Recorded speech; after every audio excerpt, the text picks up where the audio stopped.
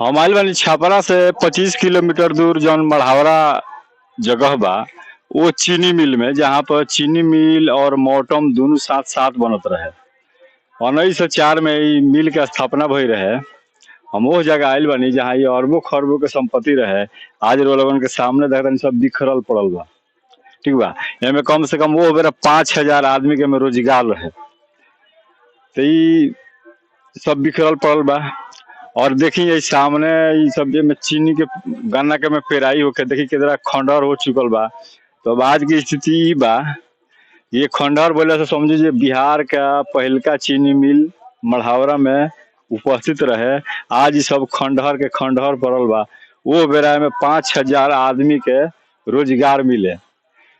तब ये भविष्य देखला से पता लगता जो बिहार में आज तक कोनो रोजगार भइल बा। सुशासन बाबू, जंगल राज के सरकार भी आइल, एकरा बारे में कोनो सोच ना भइल। खाली अपन कुर्सी के अपन पॉकेट भरे के चक्कर में सरकार चलते रहल बिहार में। जे हाँ ई हो रहल बा, ऊ हो रहल बा। और देखल जाए सामने जो लोगन के नजारा लौक रहा है कि बिहार का जो चीनी मिल है पहल का, जो खंडहर पड़ा हुआ है, ये अगर चीनी मिल उपस्थित होता तो यहाँ कम से कम 8-10 हजार आदमी का रोजगार होता। यहाँ मतलब दिल्ली पंजाब जाने का कोई जरूरत नहीं होता। मगर यहाँ आस पास के लोग का तो सारा रोजगार मर चुका। तो यहाँ के जो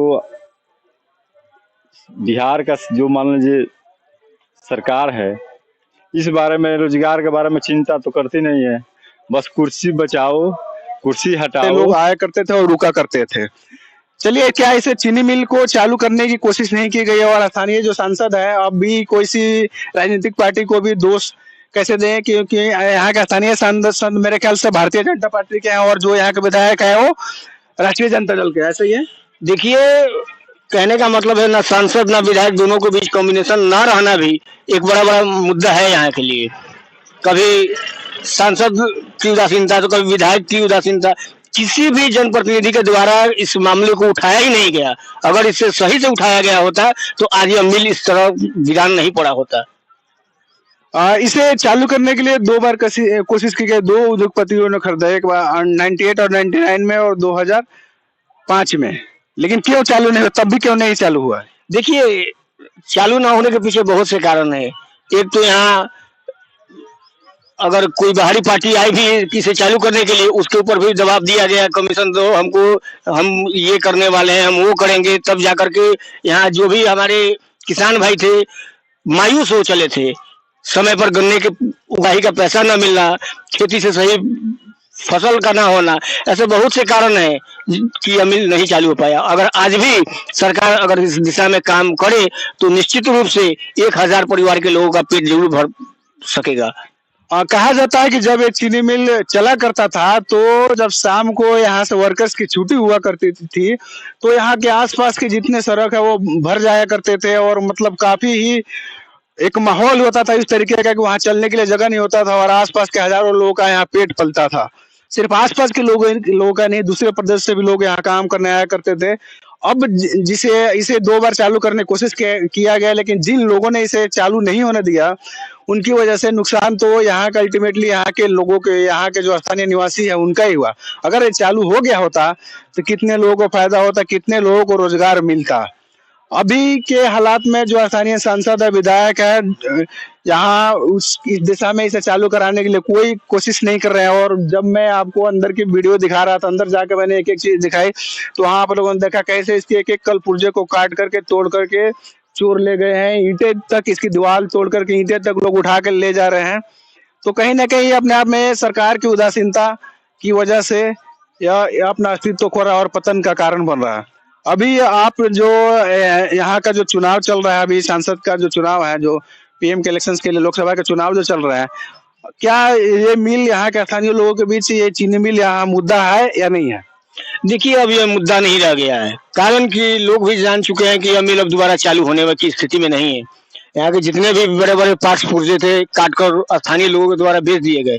और ऐसा नहीं है कि पुलिस इन सब बातों से अनजान थी, हर चीजों से पुलिस वाकिफ थी। यहाँ रात में गश्ती भी होता है, लेकिन फिर भी पुर्जे कट जाते हैं। तो आखिर इसका जिम्मेदार कौन है? अब अगर सरकार को अगर इस मिल को दोबारा चालू करना होगा तो इसे नए सिरे से खड़ा करना पड़ेगा, तभी जाकर यह मिल शुरू हो सकेगा।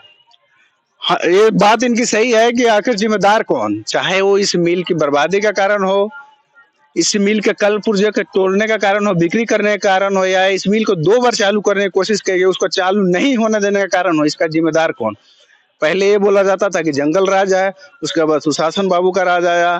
दोनों ने लगभग 2-2 दशक तक इस राज्य पे अपना राजपाट चलाया है, लेकिन उसके बावजूद भी इस चीनी मिल को किसी ने चालू करने की, दोबारा से इसे इसे जीवनदान देने की कोशिश नहीं की है।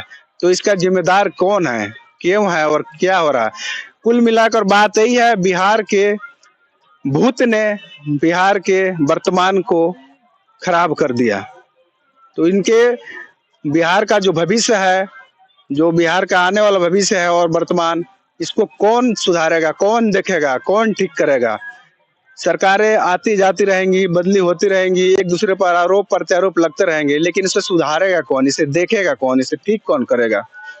स्थानीय लोग जैसे यहाँ पे एक सज्जन थे, इनसे हमने बात करी, इनका ये कहना था कि यहाँ अब चूंकि यहाँ के लोग हैं, मैंने इनसे पूछा क्या अभी जो चुनाव चल रहा है, लोकसभा चुनाव, इसमें क्या यह मुद्दा है। तो इनका ये कहना है कि नहीं, अब यहाँ ये मुद्दा नहीं रह गया है, क्योंकि सबको पता है या स्थानीय लोगों को पता है कि ये चीनी मिल अब दोबारा चालू होने की स्थिति में नहीं। इनकी बात भी सही है, क्योंकि अंदर दिखाया जैसे मैंने एक एक चीजें इसकी तोड़ दी गई, एक एक कल पुर्जे इसके तोड़ करके स्थानीय लोगों, स्थानीय जो चोर है उसके द्वारा बेच दिया गया है।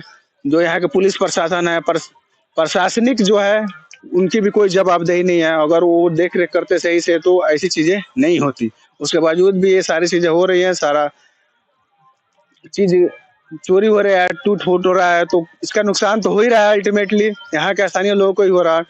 आसपास के लोग, कई हजार परिवार यहाँ पे खुशहाल होते, उनकी जिंदगी और की जो स्थिति थी उसमें काफी सुधार